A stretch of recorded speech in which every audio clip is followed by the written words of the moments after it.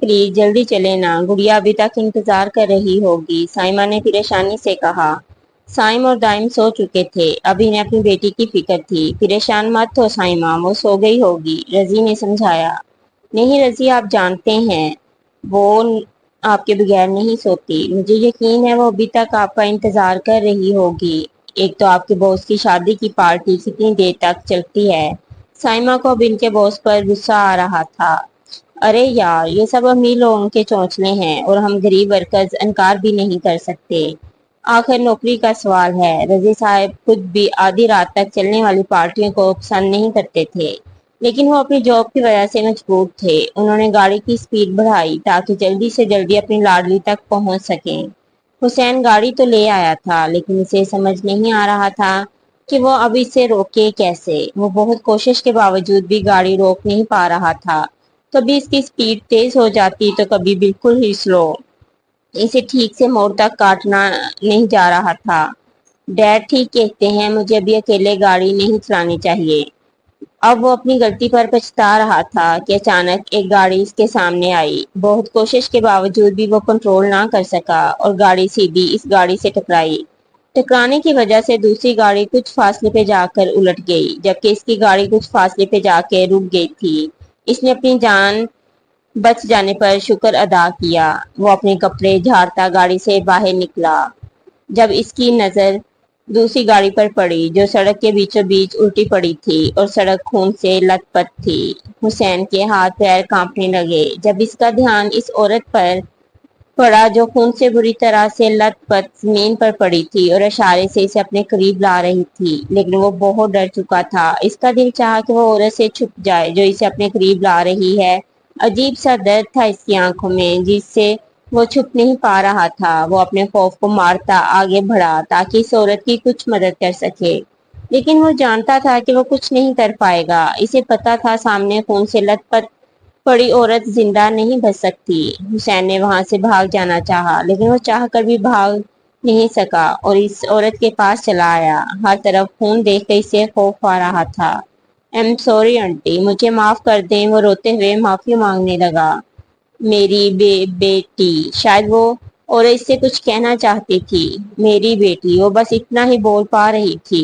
میری بیٹی کو سنبھالنا پلیز، وہ بہت چھوٹی ہے، وعدہ کرو۔ میری بیٹی کو درد کی وجہ سے وہ بول نہیں پا رہی تھی۔ میری بیٹی کا خیال رکھو گے، وعدہ کرو۔ میری بیٹی کو سنبھالو گے؟ آنٹی میں آپ سے وعدہ کرتا ہوں، پلیز مجھے معاف کر دیجیے، بڑی غلطی ہو گئی، میں آپ کی بیٹی کو سنبھالوں گا، پلیز آپ مجھے معاف کر دیں۔ وہ بری طرح سے رو رہا تھا۔ سائمہ نے اس کے سر پہ اپنے خون سے بھرا ہوا ہاتھ رکھا۔ آنٹی آئی سوری، مجھ سے غلطی ہو گئی، مجھے معاف کر دے، میں آئندہ ایسی غلطی کبھی نہیں کروں گا، پلیز مجھے معاف کر دے۔ میں وعدہ کرتا ہوں میں آپ کی بیٹی کا بہت خیال رکھوں گا، بس آپ مجھے معاف کر دیں، وہ روتے ہوئے بولا۔ معاف کیا، میں نے تمہیں معاف کیا، لیکن تم اپنا وعدہ مت بھولنا۔ وہ اس کا ہاتھ اپنے ہاتھ میں زور سے دباتے ہوئے بولی۔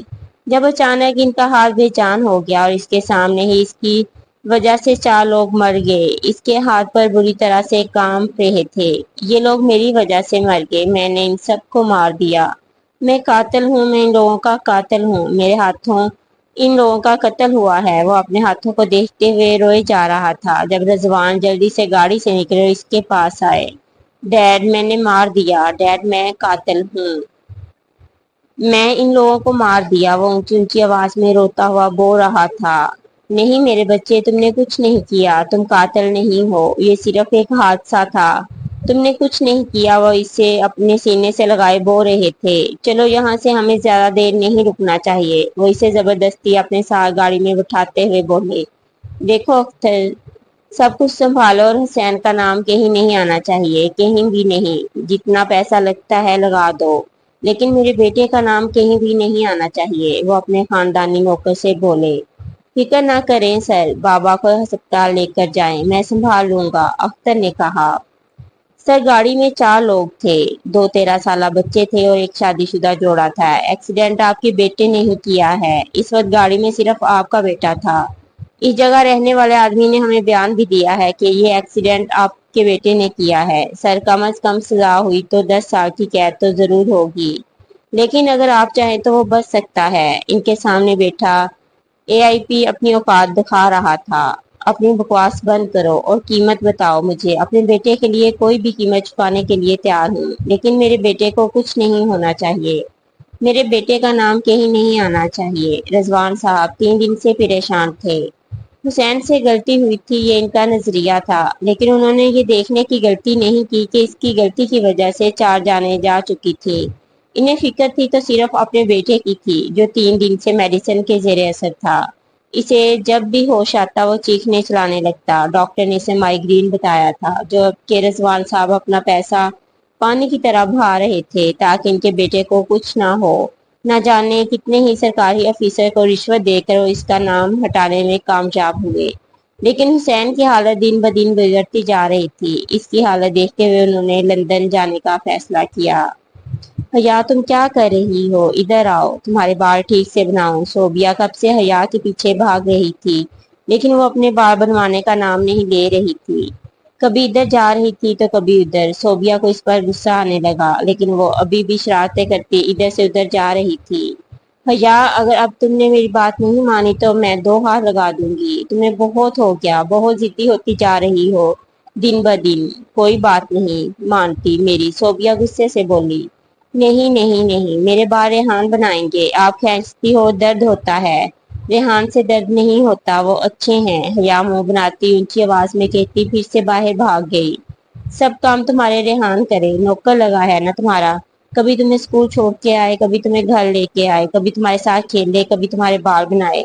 آخر کیا کیا کرے وہ بچہ؟ صبح ہوتے گھر سے نکلتا ہے اور آدھی رات کو واپس آتا ہے۔ جانتی بھی ہو کتنی ذمہ داریاں اس کے سر پہ آن پڑی ہیں۔ بولتے بولتے صوبیہ کی آنکھیں نم ہونے لگیں۔ اتنی چھوٹی سی عمر میں کتنی خواہشیں ہوتی ہیں بچوں کی، اور ریحان کو کیا کیا نہیں کرنا پڑ رہا تھا۔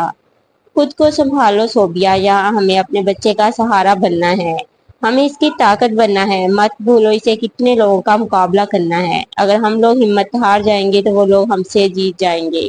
اور حجا کی تم فکر مت کرو، ابھی بچی ہے، اس کے مسائل نہیں سمجھ سکتی، اور اس کے بال بھی وہ خود آ کر بنا دے گا۔ تم کھینچتی ہو، اس بیچاری کو درد ہوتا ہے۔ زائمہ نے مسکرا کر کہا تو وہ بھی مسکرا دی۔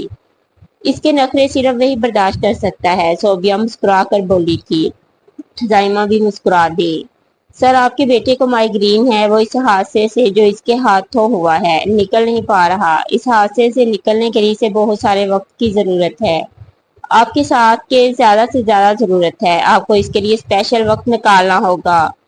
آپ کو اسے زیادہ سے زیادہ بزی رکھنا ہوگا تاکہ آگے پیچھے کے معاملات میں وہ کہیں اس حادثے کو بھول جائے، کیونکہ اس عمر کے حادثات واقعات بچے کبھی نہیں بھولتے۔ یہ کہنا غلط نہیں ہوگا کہ آپ کا بیٹا کوئی بہت چھوٹا بچہ نہیں ہے جو اپنی بچپن کی باتیں بھول جائے گا۔ جو حادثہ اس کے ہاتھوں ہوا ہے وہ اسے کبھی باہر نہیں نکل سکتا، وہ چیز اسے ہمیشہ یاد رہے گی، مگر آپ کو زیادہ سے زیادہ اس سے وقت دینا ہوگا۔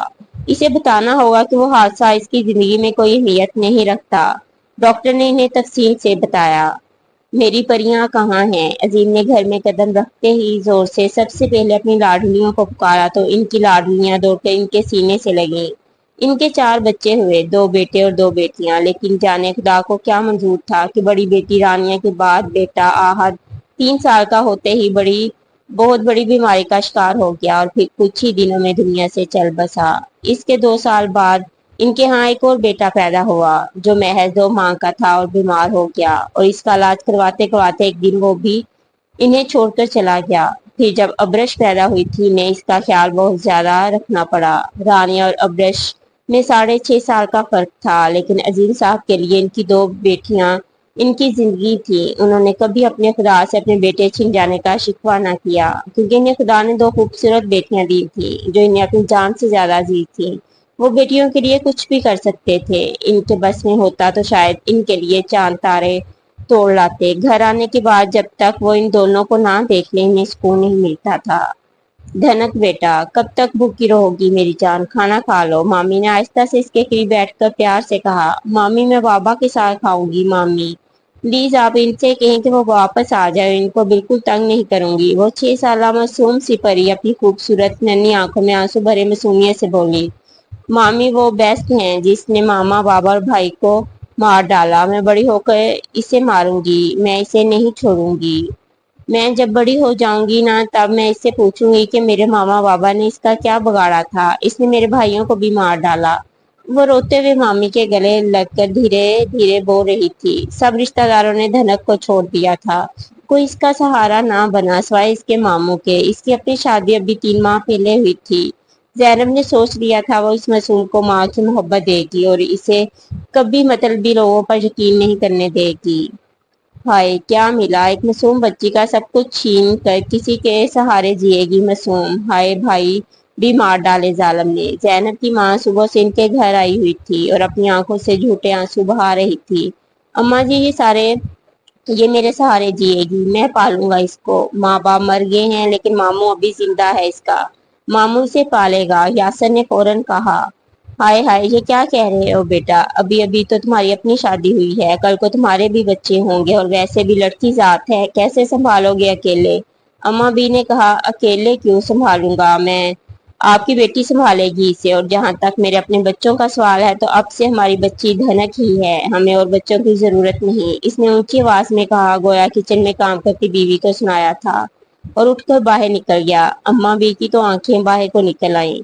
वही से भाई जाता देख कर फौरन अपनी आंखें साफ करती किचन में आई। ये फैसला तुझसे पूछ कर किया गया है, वो अपनी बेटी के सर पर सवार पूछने लगी। जी अम्मा जी, हम दोनों ने मिलकर ये फैसला किया है, अब धनक ही हमारी बेटी है, वो और हमें और बच्चों की जरूरत नहीं है, हमें अपने धनक को माँ बाप का प्यार देंगे। जैनब ने कहा तो अम्मा का दिल चाहा कि अपनी बेटी की जान निकाल दे जिसकी अभी 3 माह पहले ही शादी की थी।